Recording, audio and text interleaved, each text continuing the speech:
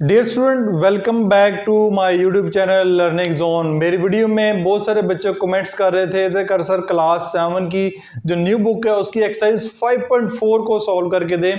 गो के बाकी एक्सरसाइज रहती हैं, ये बिल्कुल लास्ट एक्सरसाइज है, लेकिन मैंने आपकी डिमांड के ऊपर आपकी कमेंट्स की वजह से इसकी वीडियो अपलोड कर रहा हूँ।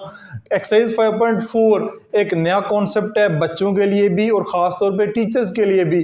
तो ये वाला जो फर्स्ट ईयर की बुक में से चैप्टर लिया गया प्रोबेबिलिटी वाला, क्लास 6 के सिलेबस में भी शामिल किया है, क्लास 7 में भी है, क्लास 8 में भी है। तो बहुत सारे बच्चों को इसका मसला हो रहा है, इस वजह से मैं इसके ऊपर जल्दी वीडियो अपलोड कर रहा हूँ। लेकिन ज़रूरी है प्रोबेबिलिटी के जितने भी कॉन्सेप्ट हैं, जितनी भी टर्मिनोलॉजीज हैं, उनको आपको अच्छे तरीके से सीखें। अच्छे तरीके से सीखेंगे बुक से पहले यानी एक्सरसाइज से पहले जितने भी छोटे छोटे कॉन्सेप्ट हैं सारे के सारे अच्छे तरीके से सीखें, तब आपको एक्सरसाइज अच्छे तरीके से समझ आएगी। इसके अलावा क्लास 7 की कोई भी वीडियो सर्च करना चाह रहे हैं मेरी प्लेलिस्ट को भी विजिट कर सकते हैं, अदरवाइज यूट्यूब के सर्च बार में भी उस एक्सरसाइज को मेंशन करें, exercise 2.1 class 7 new book by learning zone, तो वीडियो आपके सामने आ जाएगी।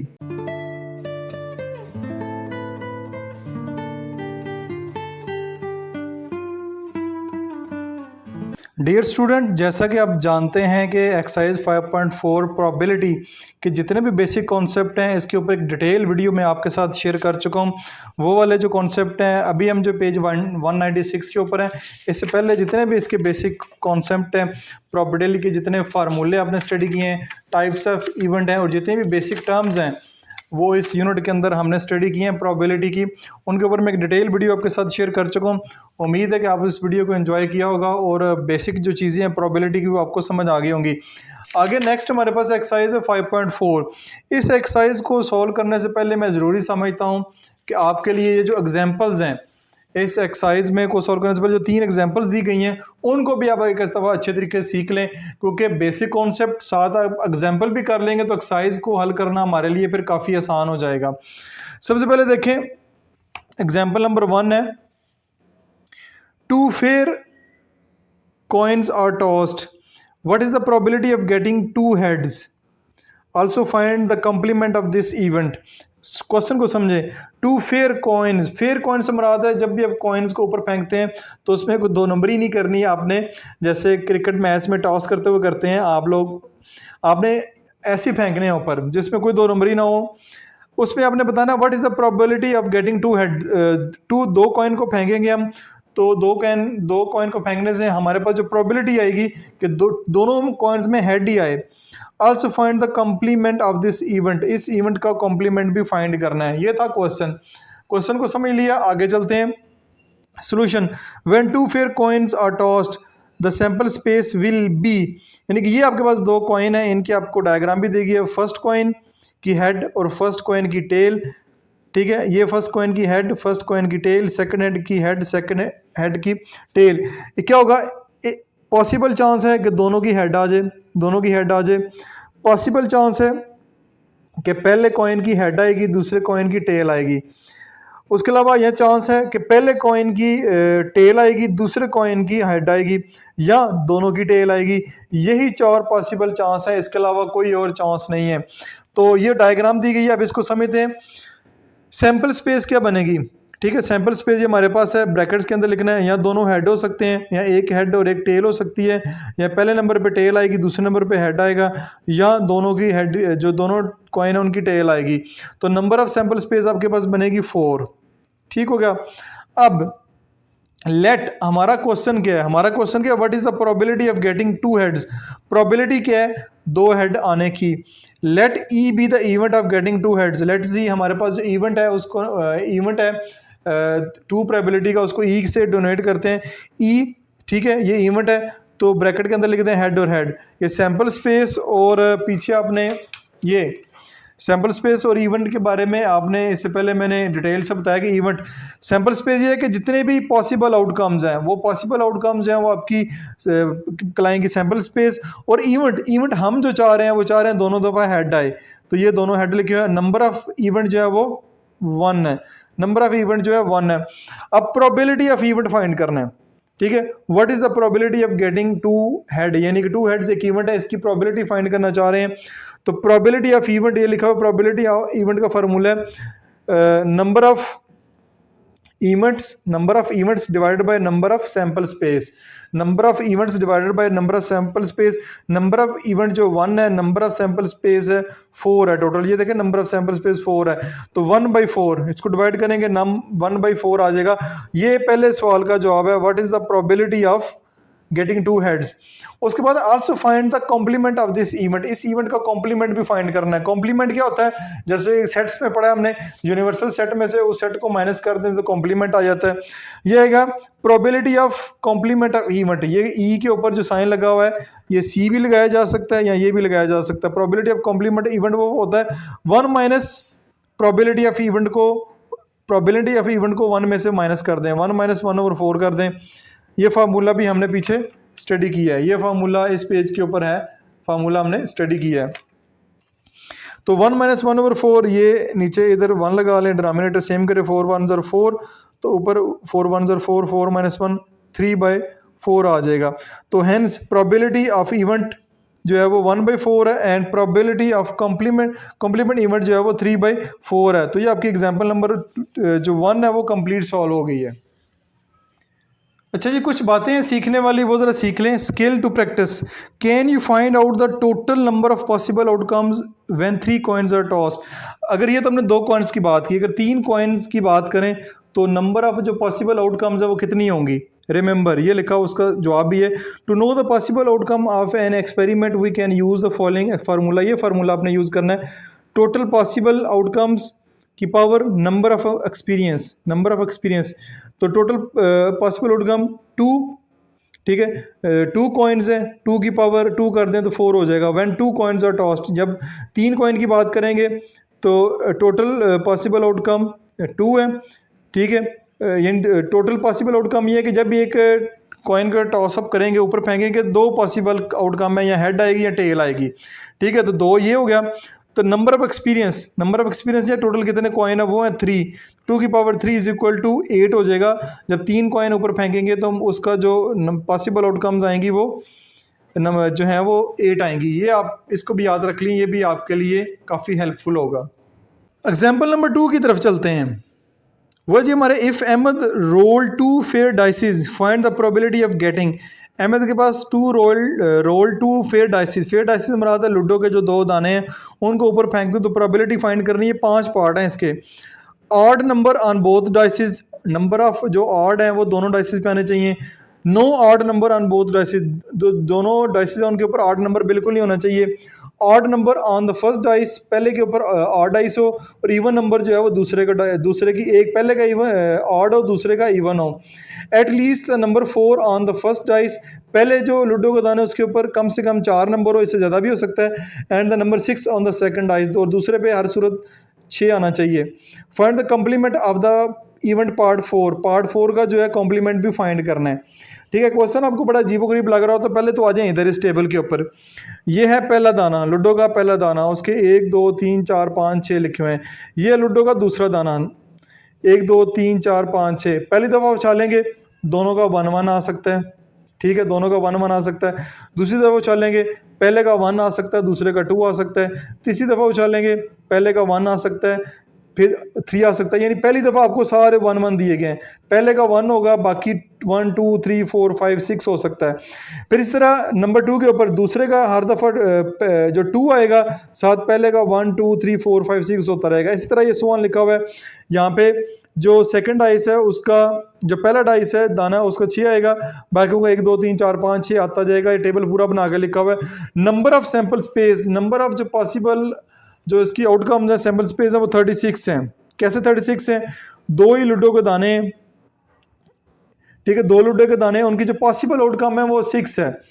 2 की पावर 6 हो जाएगा, 2 की पावर 6 आपके पास आएगा। तो आपके और 2 दाने हैं, ठीक है, यानी 1 2 3 4 5 6, इधर भी 1 2 3 4 5 6। अब चलते हैं आगे, सोल्यूशन इसका क्या है। When 2 fair dices are rolled, then the sample space will be, sample space ये आपके सामने उन्होंने लिख दी है। सबसे पहले आपने क्या काम करना है, odd number on the both dices, पहला जो क्वेश्चन है odd number on both dices, both dices के ऊपर ऑड नंबर क्या होगा इसमें से आपने ढूंढ के लिखना है। ये हो सकता है, इसका नाम ए दे दिया, 1113 15 31 33 35 51 53 55 ये यहीं से ढूंढ के लिखे हैं सारे। ये 1 2 3 4 5 6 7 8 9 नंबर ऑफ जो है सैंपल स्पेस जो है वो आउटकम्स है वो 9 है। ठीक है, इसकी प्रोबेबिलिटी फाइंड करनी है odd number on the board ISIS. Probability of event क्या होगी, नंबर ऑफ जो है इवेंट और number of sample space. Number of event total कितने बनते हैं 9, 9 को डबल डिवाइड करेंगे, number of total sample space जो है वो 36 है, 9/36 तो 1/4 हो जाएगा, 1/4 हो जाएगा। ठीक है, पहला पार्ट हो गया है। No odd number on both dices, no odd number of both dices, यानी कि हमने इसका कॉम्प्लीमेंट ही फाइंड करना है।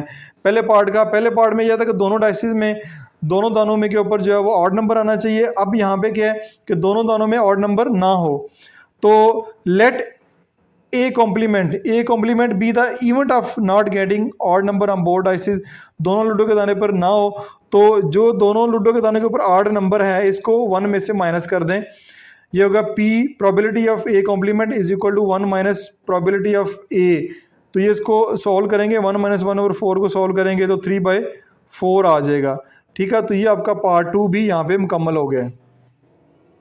आगे चलते हैं, odd number on the first dice and even number on the second dice, यानी कि पहला जो लूडो का दाना है उसके ऊपर इवन नंबर हो, और जो दूसरा लूडो का दाना है सॉरी पहले पे ऑड नंबर हो दूसरे पे इवन नंबर हो।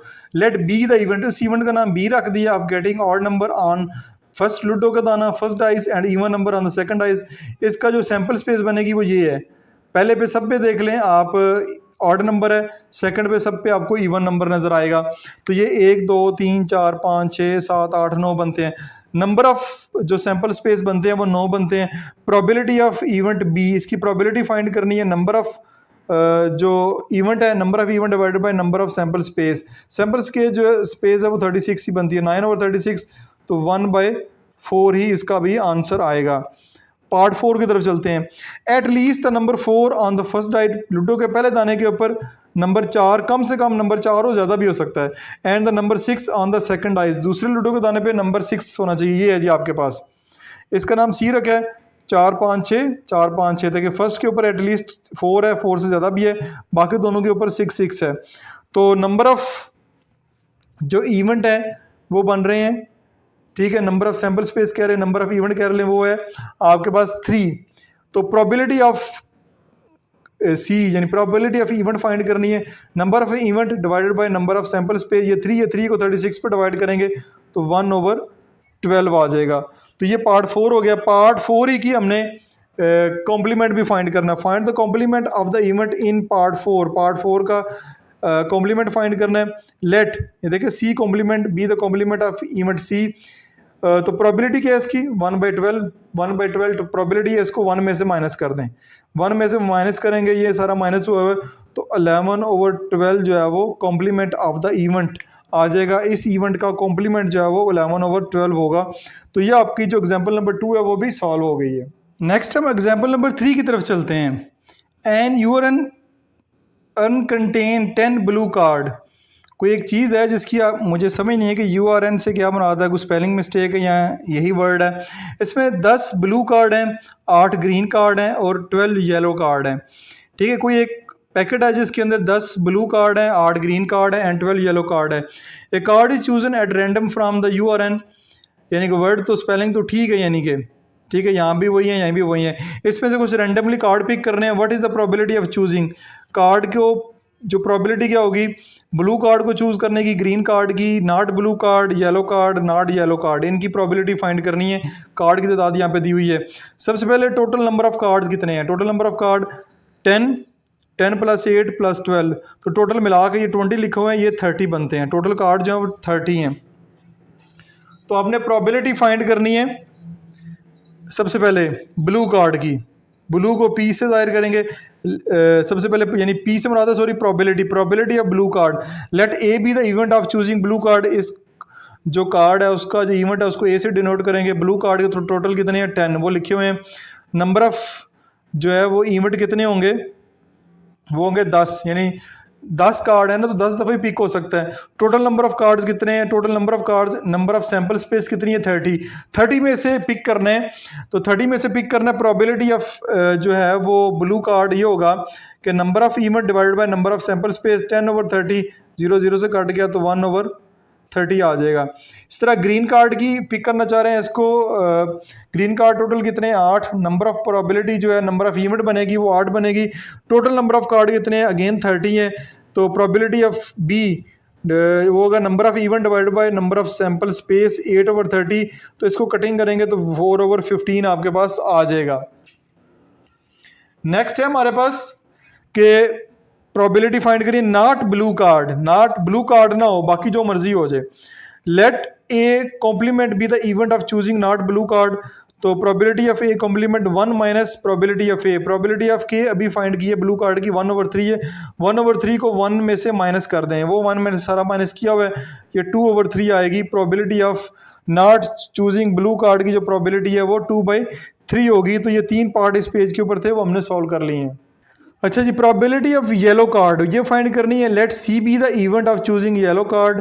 ठीक है, इसको हमने सी का नाम दिया। येलो कार्ड टोटल कितने हैं? 12। नंबर ऑफ इवेंट बनेंगे 12। Total number of card in number of sample space 30 है। इसको डिवाइड कर दें 12/30, तो ये आपके पास 6/15 है। 2/5 आपके पास प्रोबेबिलिटी ऑफ येलो कार्ड आ जाएगी। उसके बाद probability of not choosing yellow card, इसकी फाइंड करनी है। Let C complement be the event of choosing not yellow card. तो इसको भी probability of C complement find करना है, 1 माइनस प्रोबेबिलिटी ऑफ सी। ठीक है, तो प्रोबेबिलिटी ऑफ सी हमने फाइंड की है, येलो कार्ड की 2/5 है। 2/5 को 1 में से माइनस कर दें, 5 - 2, तो आपके पास ये 3/5 आ जाएगा। तो probability of choosing not yellow card वो हमारे पास 3/5 बनेगी। ठीक है, ये आपका क्वेश्चन जो है वो सॉल्व हो गया। ये क्वेश्चन खासतौर पे अच्छे समझें कि इसका जो है वो आगे क्वेश्चन भी इसके शामिल हैं बुक में, ये आप देख सकते हैं बुक में नेक्स्ट इस तरह के क्वेश्चन जो है वो शामिल किए गए हैं। तो अब आपने बेसिक कॉन्सेप्ट भी ले लिया है और इसके अलावा आपने एग्जाम्पल भी अच्छे तरीके से सीख लिए हैं। इसके बाद वीडियो के नेक्स्ट जो वीडियो मैं अपलोड करूँगा उसमें एक्सरसाइज को मैं सॉल्व करना शुरू करूँगा ताकि आपको बेहतर तरीके से समझ आ सके। अपना बहुत सारा ख्याल रखिएगा। This is Masood Mubashar signing of.